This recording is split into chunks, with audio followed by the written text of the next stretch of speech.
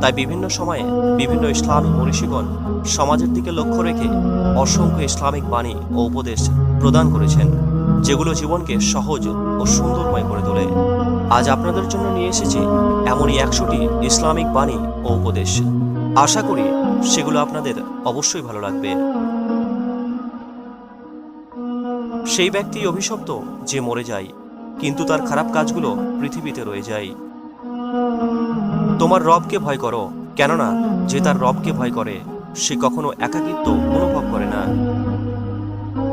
যে ব্যক্তি ধৈর্য ধারণ করতে সক্ষম সে কখনো সফলতা অর্জন থেকে বঞ্চিত হবে না, তবে হয়তোবা সফলতা পাওয়ার জন্য একটু বেশি সময় লাগতে পারে।